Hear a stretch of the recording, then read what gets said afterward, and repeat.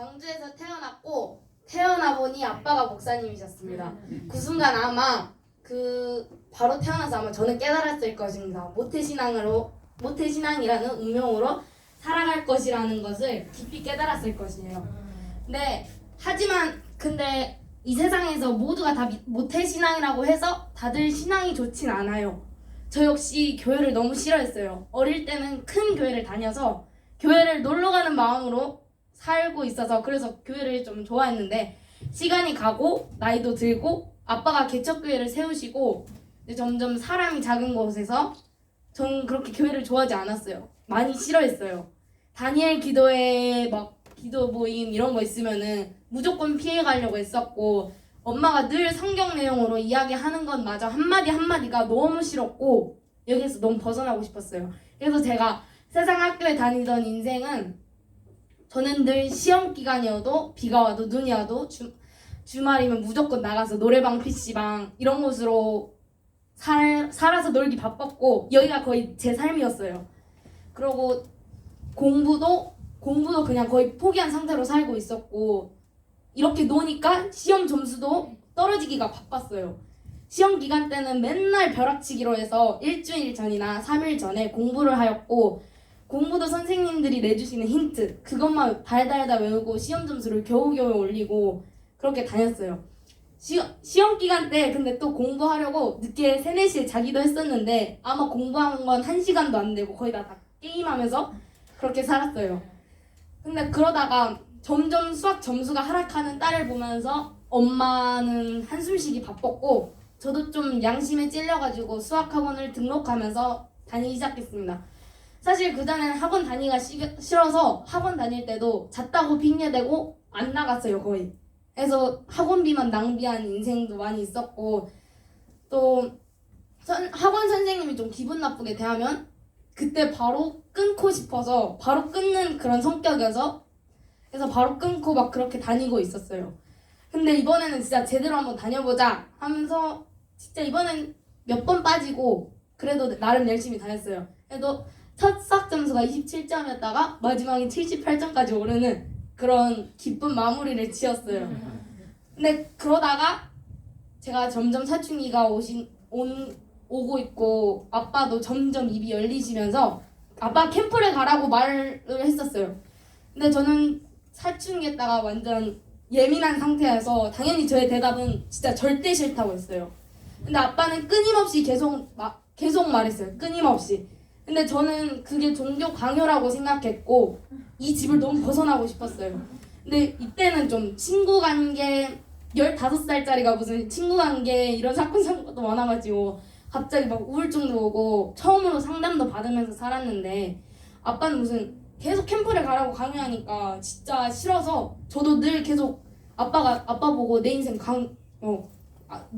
계획하지 말아달라고 참여하지 말아달라고 하면서 계속 이렇게 좀 버릇없게 말을 계속 했는데 아빠는 또 끝까지 했어요. 근데 이렇게 계속 제가 버릇없게 나와서 그런지 약간 장난식으로 엄마 아빠랑 얘기할 때마다 엄마가 아직도 집안에는 너만한 사춘기는 없다 이렇게 얘기를 해요.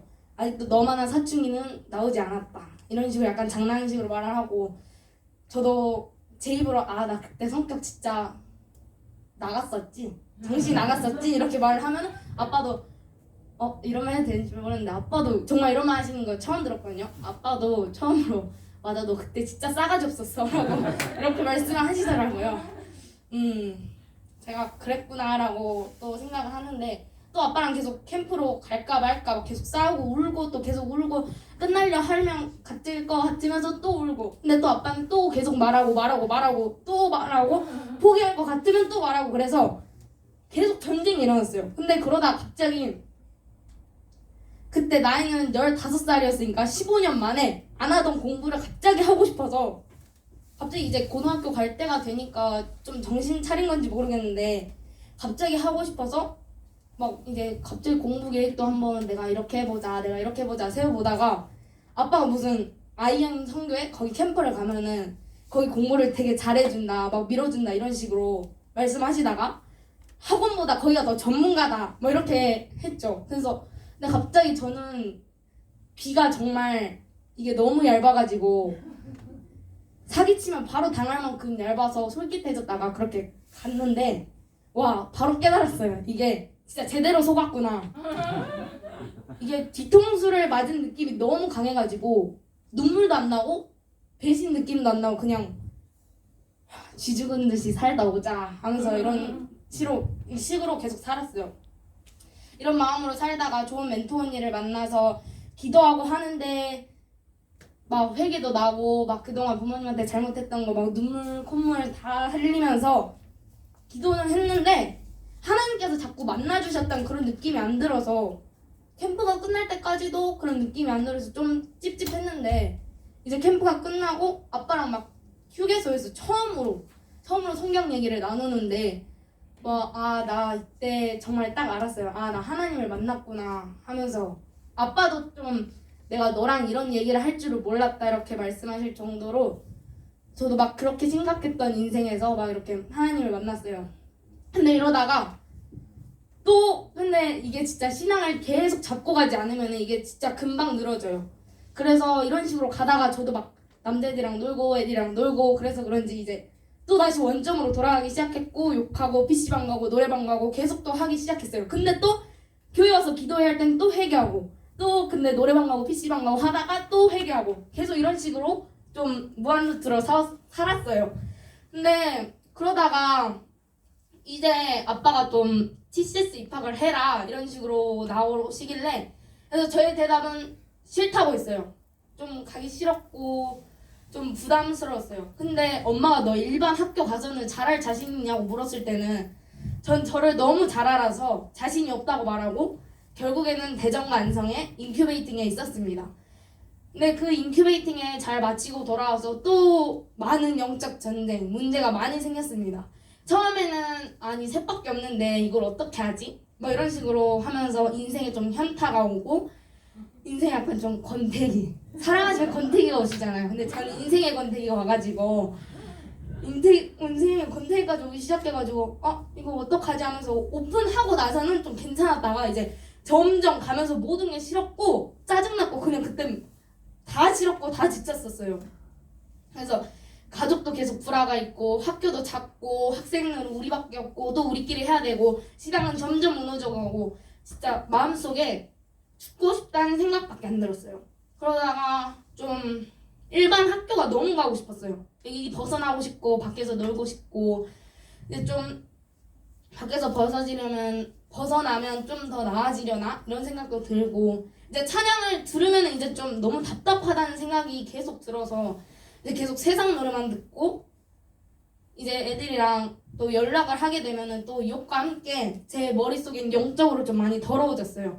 그래도 그나마 여기서 세상 90% 신앙심 10%로 이렇게 살고 있다가 이제 가정 예배 때 막 가정 예배를 드리면서 서로 얘기를 나누는데 이게 오히려 얘기를 나누는 시간에 싸우다 보니까 이제 저도 모르게 속마음이 톡 튀어나온 버린 거예요. 저도 모르게 죽고 싶다 이런 마음으로 속마음이 튀어나왔는데 아빠가 그 얘기를 듣고 막 야 하면서 막 소리를 지면서 딱 엎고 그러셨는데 근데 아빠를 오해하시면 안 되는데 아빠가 나빠서 그런 게 아니라 아빠도 좀 그때 많이 지쳤을 거예요. 막 학교 막 교회 가정 막 경제적 문제 이런 거 다 하는데 아빠는 다 하나님만 믿고 의지하는데 딸이 하나님만 믿고 의지하는 줄 알았는데 계속 이런 식으로 생각을 하니까 아빠도 많이 상처가 되셨을 수도 있어요. 그러다가 근데 저는 제 상황밖에 안 보이고 제가 좀 이기적이어서 제 상황밖에 안 본단 말이에요. 그래서 그때 아빠가 소리 지르는 거 딱 듣고 바로 깨달았어요. 신은 없구나 하면서 이렇게 그때 저한테 위로해주는 사람이 없었어요.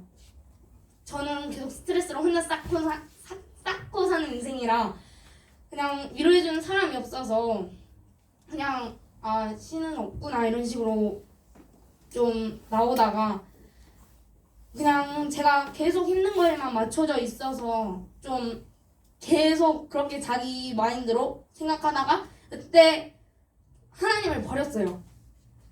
완전 막 나가기 시작했는데 이게 겉으로는 안 냈어요. 왜냐면 아빠가 안성이나 또 대전으로 확 보내버릴까봐 그냥 저 속으로 혼자 했어요. 나 혼자서 분노를 표출하는데 약간 제가 힘든 거 당해놓으면 절대 말을 안 하고 그냥 속으로 혼자 점점 쌓이다가 이게 너무 쌓여서 이제 우울감으로 변하는 스타일인데 이제 우울감이 마음이 완전 분노로 변해가지고 학교에서나 집에서나 칼로 손목을 손등을 긋고 너무 짜증나서 펜이나 날카로운 펜이나 아니면 종이나 이렇게 계속 베이려고 하고 더 너무 짜증나서 이게 분노가 사그라지지 않아서 계속 상처난 부위를 손으로 계속 긁고 막 이렇게 계속 반복했어요. 그리고 세상 노래만 듣고 찬양 절대 안 들었어요. 세상 노래 듣고 페이스도 하기 싫어서 안 하고 그 시간에 계속 자고 어디다가 내 속마음을 말할 데가 없어서 일기장에다가 계속 욕만 썼어요. 진짜 죽어버리고 싶다, 살기 싫다 이런 식으로 욕만 쓰고 교회에서 하는 기도의 시간에는 또 계속 잤어요. 근데 또 하나님께서는 계속 그 말씀할 때마다 그 아침조회나 말씀할 때마다 계속 돌아오라고 말씀을 주시더라고요. 근데 저는 다 피했어요. 듣기 싫어서. 또 어차피 또 힘든 거 올 거고 힘든 영적 전쟁 올 건데 내가 왜 믿어야 돼? 지금 내 맘대로 살고 싶은데? 하면서 계속 피했어요. 근데 계속 피하다가 이제 딱 여기 빛내리 교회에서 처음으로 예배를 드렸었잖아요. 다 같이 모여서 인투된 청년분들 하기 전에 그때 목사님이 설교하시는데 이것도 결국 돌아오라는 말씀이시더라고요. 주여 이것도 돌아오라고 말씀하시는데 속으로 진짜 싫은데 진짜 이거에 넘어가지 말자 싫은데 하다가 결국에는 기도 시간에 눈물 콧물 다 짜면서 회개기도 했어요. 힘든데 근데 그때 기도할 때 좀 불평 섞어가면서 했어요. 왜 힘든데 왜 답 안 해주시냐가 그러기도 하면서 또 죄송하다고 하다가 그때 뭔가 마음이 편했어요. 뭔가 기도하면 진짜 마음이 편해지는구나, 하나님 만났구나, 약간 그때 뭔가 하나님 이게 진짜 하나님을 만났다는 느낌이 빡 들었어요. 근데 점점 그때까지만 해도 몰랐어요. 왜 나는 하나님께 받은 은혜가 없지? 이렇게 생각을 했는데 제가 전에 안성에 있으면서 머리가 엄청 어지러웠어요. 몸이 좀 많이 쇠약해졌고 이게 어디 나가지 못할 정도로 공부도 못하고 예배도 못 드릴 정도로 계속 돔스에만 누워있고 그랬는데 이게 공동체 생활이 진짜 정말 이게 감사하다고 느낀 게 거기 있는 학생들이 모두가 다 괜찮냐고 물어봐주고 근데 막 태풍이 몰아치고 막 그런 날에도 밥 갖다 줬어요. 힘든데도 밥 갖다 주고 정말 저를 한 번도 굶긴 적이 없고 여자 돔스가 모두가 다 나한테 손을 얹어서 다 기도해주고 근데 정말 전 그때 깨달았었거든요. 안성에서 이게 정말 진정한 예수님의 사랑이구나, 한 명도 빠짐없이 나한테 이렇게 사랑을 주는구나, 정말 이렇게 감사했는데 전 그걸 계속 잊고 살았어요.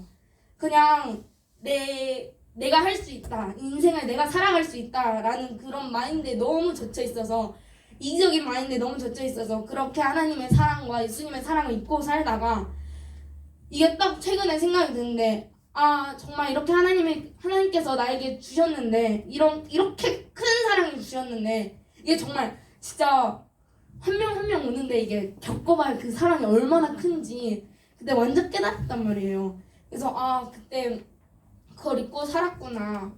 나 정말 근데 이걸 정말 잊고 산다는 게 전에는 내가 죄인인지 몰랐는데 나 진짜 죄인이구나, 하나님 없으면 살 수 없구나 라는 그것을 크게 느꼈고 또 진짜 참된 사랑이심을 하나님을 만났구나. 아픈 순간에서도 어려운 순간에서도 항상 위로해주시는 하나님을 만났고 늘 기도해주는 많은 동역자들을 만났고 정말 너무 감사했고 그 은혜를 이번에 최근에 또 깨닫게 해주셔서 감사했어요. 정말 여기 계신 여러분들도 저는 예수님의 사랑이 뭔지 몰랐을 때 딱 이렇게 깨닫게 해주셨고 그렇게 생각했을 때 내가 받은 사랑을 전해야겠구나, 정말 내가 받은 사랑이 이렇게 큰데 왜 나는 속으로만 안고 있었지? 왜 그걸 모르고 있었지? 라는 그런 생각이 너무 한심하다 느낄 정도로 정말 정말 회개도 하고 그렇게 살면서 사람들에게 전할 때 예수님의 사랑을 전해야 되겠구나. 내가 받은 그것만 해도 그렇게 전하는데 정말 많은 큰 사랑이 되겠구나 라는 생각이 들어서 정말 저는 IM 선교회를 살아가면서 이렇게 저는 좀 갇혀있는 줄 알았는데 이게 알고 보니까 하나님께서 저를 불러주신 게 크시더라고요. 사실 저는 약간 아이돌에 쫓아있는 인생이라 저도 몰랐거든요. 저는 근데 막 콘서트를 가고 싶다고 엄마 아빠한테 막 무릎을 꿇고 빌었어요. 아빠 나 제발 보내달라고, 엄마 보내달라고, 나 진짜 이것만 보내달라고. 그때 돈까지 다 모아놨거든요. 콘서트 갈 돈. 근데 기도까지 했어요, 하나님한테. 그때 하나님 안 만난 시절이어서 그때 기도 제목이 거의 다 아이돌 콘서트 가게 해주세요, 아이돌 만나게 해주세요, 좀 또 아이돌이랑 결혼하게 해주세요 막 이렇게 적다가 그거 진짜 단 한 개도 안 이뤄주셨어요. 아멘. 이거 보고 진짜 하나님께서 날 그쪽으로 절대 끌고 가고 싶지 않으셨구나 라는 것이 진짜 크게 깊게 박히면서 와 진짜 감사하구나 라는 것을 크게 깨달았어요. 지금까지 별거 그렇게 많이 산 인생은 아니지만 제가 살아온 16년 이야기를 들어주셔서 또 감사하고 저같이 힘들었던 사람들이 있으면은 좀 이상하게 진짜 왜 그래? 그렇게 살지 마. 이렇게 사는 것, 이렇게 말을 하는 것보다는 정말 그 힘든 사람에게 예수님께서 너 저 아이에게 가. 저 아이는 너무 힘들어 보여. 하지만 나의 사랑을 너가 대신 전해줘 라고 말씀하시는 예수님처럼 우리가 예수님의 사랑을 전하고 힘든 사람 있으면 진짜 꼭 안아주는 사람이 되었으면 좋겠어요. 1년 동안 이렇게 많은 일들이 일어났지만 그래도 이제 제 16년 이야기가 끝나고 이제 내년이면 또 17년 차 이야기로 다시 오겠습니다. 감사합니다.